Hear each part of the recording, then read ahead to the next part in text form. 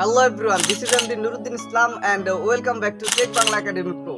কেমন আছেন আপনারা সকলে? আশা করি আপনারা যে যেখানে আছেন অনেক অনেক ভালো আছেন। তো বন্ধুরা, এতে আর নতুন করে কিছু বলার নেই। বরাবরের মতো আপনারা সকলেই জানেন নোকিয়া কোম্পানি কিন্তু আমাদের মাঝে লো বাজেট সেগমেন্টে অনেক জনপ্রিয়। তাই নোকিয়া তাদের সেই জনপ্রিয়তাটাকে ধরে রাখতে এইচএমডির অধীনে আরো একটি লো বাজেট সেগমেন্টে দুর্দান্ত স্মার্টফোন লঞ্চ করতে যাচ্ছে, আর সেটি হচ্ছে নোকিয়া C2 স্মার্টফোনটি। আর আপনারা সবচেয়ে অবাক হবেন যে এই ফোনটির প্রাইস নির্ধারণ করা হয়েছে মাত্র 8 থেকে 9,000 টাকার মতো। যারা কিনা একদম লো বাজেট সেগমেন্টে নোকিয়ার একটি দারুণ স্মার্টফোন কিনতে চাচ্ছেন, তারা এই ভিডিওটি সম্পূর্ণ দেখতে পারেন, কারণ এই ভিডিওতে আলোচনা করা হবে নোকিয়ার একদম এন্ট্রি বাজার সেগমেন্টের একটি দুর্দান্ত স্মার্টফোন নিয়ে। হ্যাঁ, আপনি ঠিকই ধরতে পেরেছেন, আমি নোকিয়া C2 এই স্মার্টফোনটির কথা বলতে যাচ্ছি।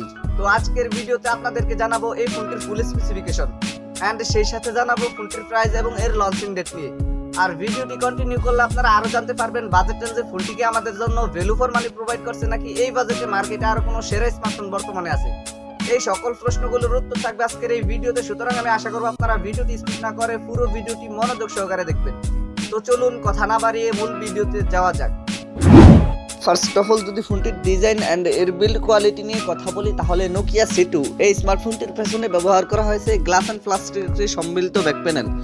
ফোনটির পেছনে গ্লাস অ্যান্ড প্লাস্টিকের সম্মিলিত ব্যাক প্যানেল ব্যবহার করায় ফোনটিকে যখন আপনারা কাভার ছাড়া ব্যবহার করবেন তখন ফোনটির পেছনে স্ক্র্যাচ পড়তে পারে। তাই আমি রিকমেন্ডেশন করবো আপনারা প্রোটেকশনের জন্য ফোনটির পেছনে অবশ্যই একটি কাভার লাগিয়ে নেবেন। আর এই ফোনটির থিকনেস করা হয়েছে 8.9 মিলিমিটার। একই সাথে এই ফোনটির ওয়েট করা হয়েছে 161 গ্রাম। তো আপনারা তো বুঝতেই পারছেন, লো বাজেট সেগমেন্টের একটি স্মার্টফোন হওয়া সত্ত্বেও এই ফোনটির ওয়েট কিন্তু যথেষ্ট সাধ্যের মধ্যে রাখার চেষ্টা করা হয়েছে। একই সাথে এই ফোনটির রিয়ার প্যানেলে আসলে আপনারা পেয়ে যাবেন একটি ডুয়াল ক্যামেরা সেটআপ, আর ফোনটির ফ্রন্ট পারে আসলে ফুল ভিউ ডিসপ্লের মাঝখানে থাকছে একটি পাঁচচুল কাট আউট ক্যামেরা সেটআপ। এই ফোনটিকে আপনারা সায়ান অ্যান্ড ব্ল্যাক এই দুইটি কালারেই পেয়ে যাবেন। তবে ফোনটির রিয়ার প্যানেলের ডিসপ্লেটিতে বেজলের পরিমাণ একদম বেশি রাখা হয়েছে। বিশেষ করে ফোনটির নিচনের সাইড এবং উপরের সাইডে বেজলের পরিমাণ তুলনামূলক অনেক বেশি ব্যবহার করা হয়েছে, কিন্তু এটি একটি লো বাজেট সেগমেন্টের ফোন, তাই আমাদের এই বিষয়টি একটু ছাড় দিতে হবে। তো ফোনটির ডিজাইন নিয়ে বলতে গেলে পার্সোনালি এই ফোনটির ডিজাইন আমার কাছে অনেক ভালো লেগেছে। আপনাদের কাছে ফোনটির ডিজাইন কেমন লেগেছে কমেন্ট করে অবশ্যই জানাবেন। দেন সেকেন্ডলি যদি ফোনটির ডিসপ্লে নিয়ে কথা বলি, তাহলে এই ফোনটিতে ব্যবহার করা হয়েছে 5.7 ইঞ্চির একটি IPS LCD প্যানেলের ডিসপ্লে, যাতে থাকছে 720x1440 পিক্সেলস রেজুলেশন।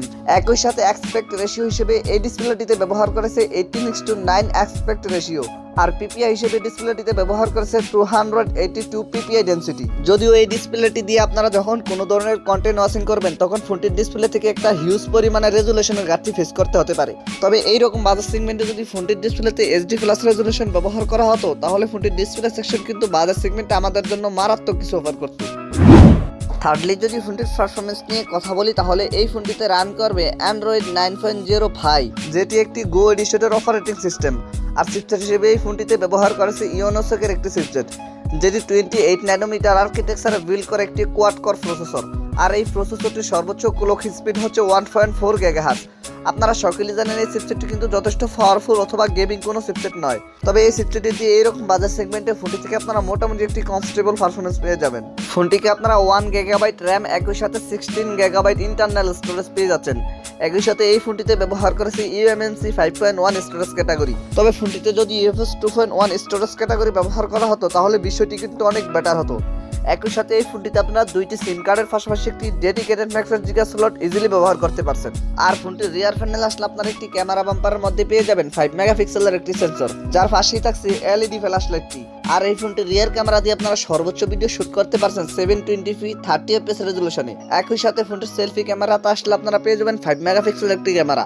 ফোনটির সেলফি ক্যামেরার পাশেও আপনারা পেয়ে যাচ্ছেন আরও একটি LED ফ্ল্যাশ লাইট। ফোনটির সেলফি ক্যামেরা দিয়েও আপনারা সর্বোচ্চ ভিডিও শুট করতে পারছেন 720p 30 fps রেজুলেশনে। ফোনটির ব্যাটারি অ্যান্ড এর চার্জার নিয়ে কথা বলতে গেলে এই ফোনটিতে ব্যবহার করা হয়েছে 280 mAh একটি লিথিয়াম আয়রন ব্যাটারি। আর ফিচার হিসেবে এই ফোনটিতে আপনারা অডিও জ্যাক, ওয়াইফাই, ব্লুটুথ সহকারে প্রায় সকল ধরনের ফিচারই পেয়ে যাচ্ছেন। ফোনটির প্রাইস নিয়ে কথা বলতে গেলে আমি কিন্তু ভিডিও শুরুতেই বলে দিয়েছি, এই ফোনটির প্রাইস নির্ধারণ করা হয়েছে বাংলাদেশি মার্কেটে 8,999 টাকা, অর্থাৎ 9,000 টাকার মতো। আর ইন্ডিয়ার মার্কেটে এই ফোনটির প্রাইস হতে পারে 8,000 রুপির আশেপাশে। তো এই ছিল আমাদের আজকের ভিডিও। আশা করি আপনাদেরকে এই ফোনটি সম্পর্কে মোটামুটি একটি ভালো ধারণা দিতে পেরেছি। এরপরে যদি আপনাদের কোনো সমস্যা থেকে থাকে তাহলে কমেন্ট বক্সে জানাতে পারেন, আমি চেষ্টা করবো আপনাদের কমেন্টে রিপ্লাই দেওয়ার জন্য। আর যদি মনে হয় ভিডিওটি থেকে একটু উপকৃত হয়েছেন তাহলে ভিডিওটিতে একটি লাইক দিয়ে দিবেন, ভিডিওটি বন্ধুদের মাঝে শেয়ার করে দিবেন। Anyway thank you so much for watching this video. দেখা হচ্ছে খুব শীঘ্রই নতুন কোনো ভিডিওতে নতুন কিছু নিয়ে। টিল দেন টেক কেয়ার, আসসালামু আলাইকুম।